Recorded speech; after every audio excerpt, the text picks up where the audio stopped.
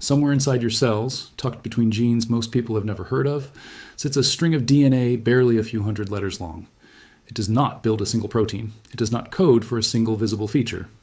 And yet, a growing body of genetic research now suggests that tiny switches like this one may be the single biggest reason you are able to read these words, speak them out loud, and understand them the moment you hear them, while every other animal on Earth, including our closest living relatives, cannot. For decades, scientists searching for the biological roots of human language assumed they were hunting for a gene, a single dramatic mutation, something that would explain in one clean stroke why humans talk and chimpanzees do not. That search produced one of the most famous stories in modern genetics, and it also produced one of the field's most important lessons, because the real answer turned out to be far stranger, far smaller, and in many ways far more elegant than anyone originally expected. Before diving into the specific switches researchers have identified, it helps to understand just how strange human spoken language actually is from a purely biological standpoint.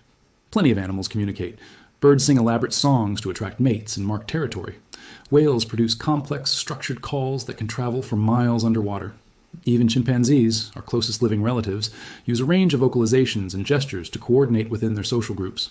But none of these systems approach the flexibility of human language, where a finite set of sounds can be endlessly rearranged into new combinations, capable of expressing entirely novel ideas that neither the speaker nor the listener has ever encountered before. That gap between structured animal communication and fully generative human language is exactly what researchers have spent decades trying to explain at the genetic level. And the answer they eventually converged on turned out to reshape how scientists think about human evolution as a whole. The story usually begins with a single family in London, studied across 3 generations by geneticists beginning in the 1990s. Roughly half the members of this family, now known in scientific literature simply as the KE family, struggled profoundly with speech and language in a very specific way. They had difficulty coordinating the fine muscle movements needed to form words clearly, and they also struggled with grammar and sentence structure in ways that went beyond simple pronunciation.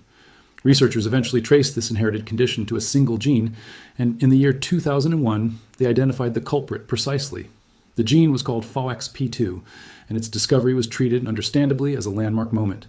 Newspapers around the world ran headlines about a newly found language gene, as if scientists had finally located the exact biological switch responsible for human speech. If you enjoy these kinds of deep dives into the hidden biology behind what makes us human, go ahead and tap that like button. It genuinely helps this channel keep making more content exactly like this. But the excitement around FOXP2 quickly ran into a complication that forced researchers to think much more carefully. When scientists compared the FOXP2 gene across different species, they found something unexpected. Mice have a version of FOXP2.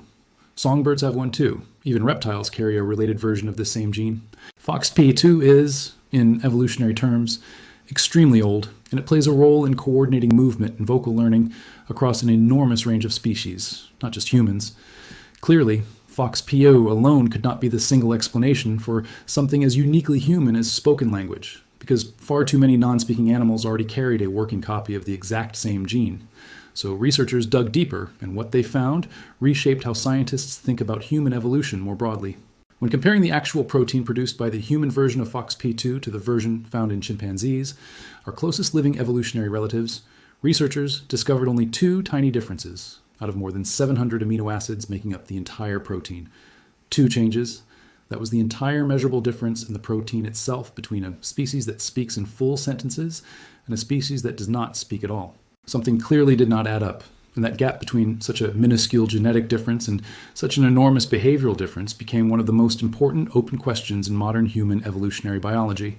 The eventual answer reshaped an entire field, and it traces back to an idea first proposed decades earlier, long before scientists even had the tools to test it properly.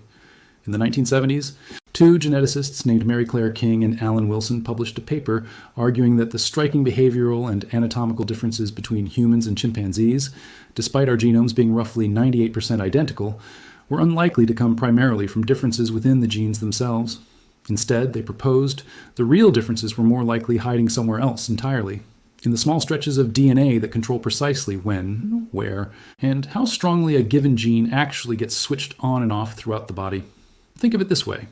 If a gene is like a light bulb capable of producing a specific protein when activated, then a regulatory switch is the dimmer control on the wall, deciding exactly when that bulb turns on, how bright it burns, and in which room of the house it operates at all. 2 houses could have the exact same light bulbs installed.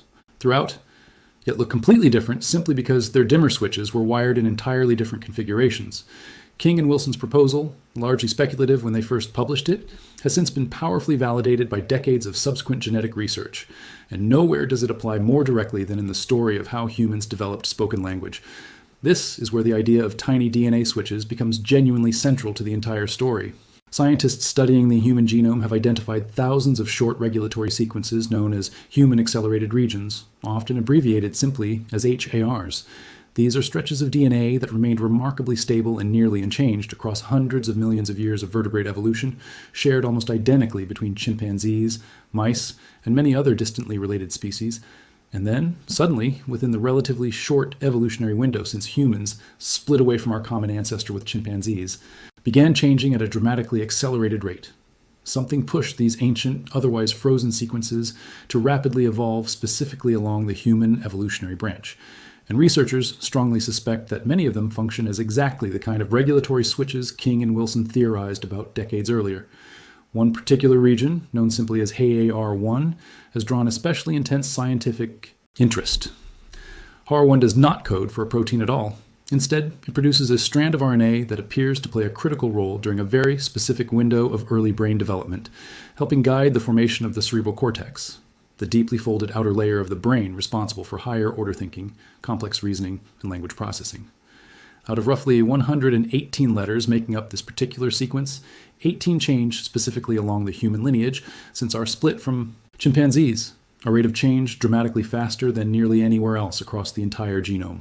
HAR1 itself is not solely responsible for language, and no serious researcher claims otherwise, but it stands as a striking example of exactly the kind of rapidly evolved regulatory switch that may have helped reshape the human brain into an organ genuinely capable of complex language.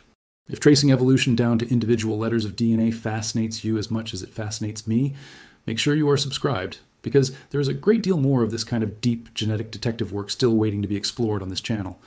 The FOXP2 story itself eventually connected directly back to the same regulatory framework, and this is where the two threads of the story finally come together. Later research revealed that the truly meaningful human-specific changes surrounding FOXP2 were not limited to the two small protein differences discovered early on. Just as important, researchers found, were changes in the regulatory switches controlling exactly when and where FOXP2 gets activated throughout the developing brain and body. In humans, FOXP2 appears to be switched on with distinct timing and in distinct brain regions compared to chimpanzees, particularly within neural circuits connected to fine motor control and vocal learning. The gene itself was already ancient and largely shared across species. What changed, subtly but decisively, was the wiring controlling exactly how and when that ancient gene actually gets used. Ancient DNA research has added another fascinating layer to the FOXP2 story, one that forced scientists to refine their thinking even further. When researchers eventually sequenced genetic material recovered from Neanderthal remains, they discovered that Neanderthals carried the exact same two amino acid changes in FOXP2 that had once been considered uniquely human. This finding complicated the simple narrative considerably, since it meant those particular protein changes alone could not fully explain why humans developed complex spoken language, while Neanderthals, as far as researchers can tell from the archaeological record, did not develop anything resembling the same linguistic complexity. Once again, attention shifted back toward the surrounding regulatory switches. Later, comparative studies identified differences, specifically in a regulatory region controlling FOXP2 activity that appears unique to modern humans and absent even in Neanderthals, suggesting that the timing and activation pattern of this gene, rather than the protein sequence itself, may represent one of the more recent and more specifically human refinements in this long evolutionary story. This pattern, an old gene paired with a newly rewired switch, keeps reappearing throughout human evolutionary genetics, and it increasingly looks less like an isolated exception and more like a fundamental mechanism driving much of what makes our species unique. A 2021 study examining a gene called NOVA1, which helps regulate a wide network of other genes involved in neural development, identified a single amino acid difference unique to humans compared to Neanderthals, Denisovans, and every other primate species examined. When researchers engineered mice to carry this human-specific version of NOVA1, the resulting mice produced altered vocalizations compared to normal mice, offering an early experimental hint that this particular genetic switch may influence vocal behavior in mammals more broadly, though researchers are careful to note that mouse vocalizations are a poor stand-in for human language, and much more research remains necessary before drawing firm conclusions. This growing body of research points toward a genuinely important reframing of how scientists now understand the biological origins of human speech. Language almost certainly did not emerge from any single dramatic mutation, appearing suddenly in one lucky individual who then passed a fully formed language gene down through subsequent generations.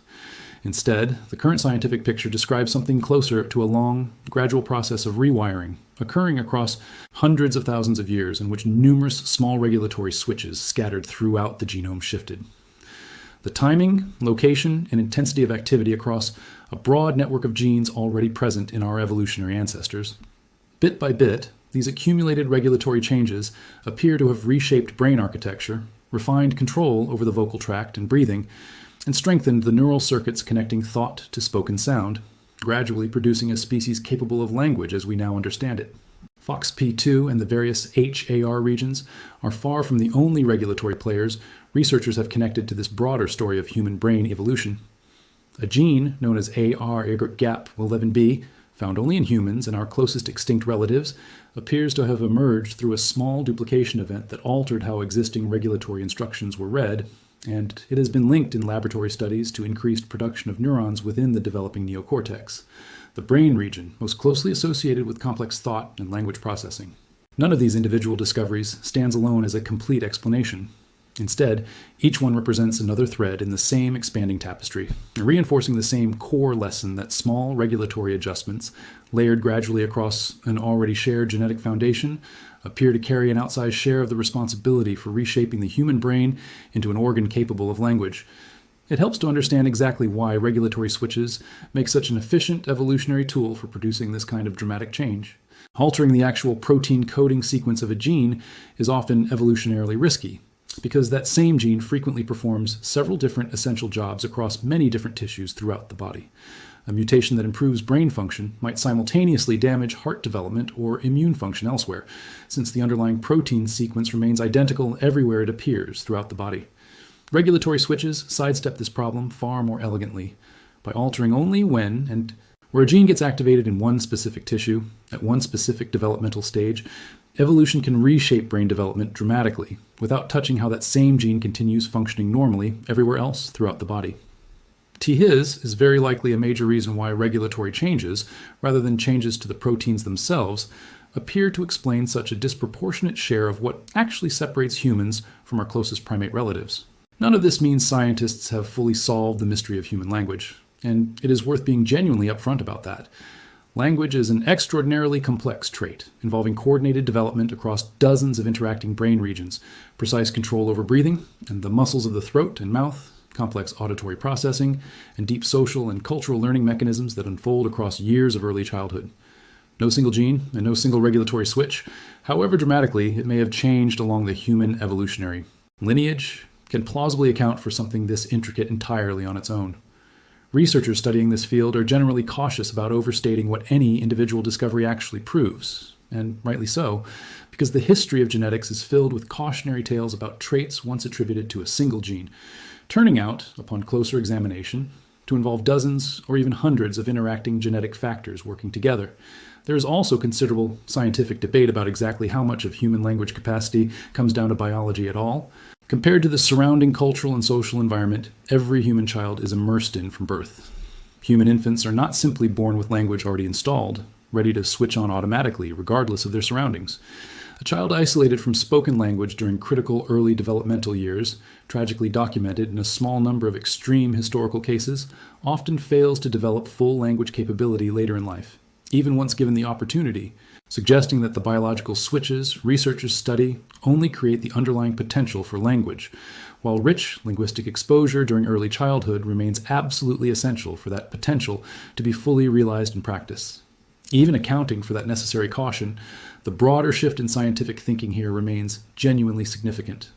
For much of the 20th century, evolutionary biologists, searching for the roots of uniquely human traits, instinctively looked toward new genes, imagining evolution, primarily as a process of inventing brand new biological tools from scratch. The regulatory switch model tells a considerably more subtle story. Evolution, it turns out, frequently works less like an inventor building new tools, and considerably more like a skilled editor working with tools that already existed. adjusting exactly when, where, and how intensely those existing tools actually get used. Humans did not need to evolve some dramatic new speech-generating gene that no other species possessed.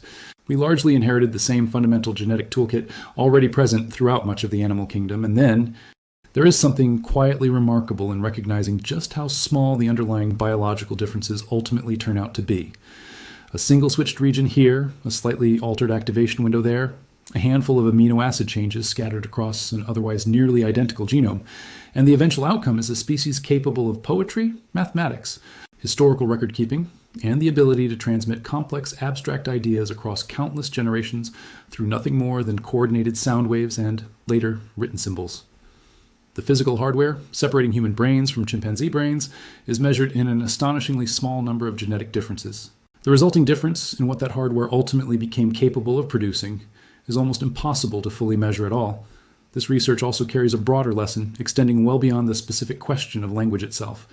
It suggests that many of the traits we consider most distinctly human, our capacity for complex reasoning, our elaborate social structures, our drive toward culture and term planning may ultimately trace back not to dramatic new genetic inventions unique to our species, but to countless small regulatory adjustments layered gradually on top of a genetic toolkit we still share in its broad outlines with the rest of the animal kingdom. We are not, in the end, biologically foreign to the rest of life on Earth.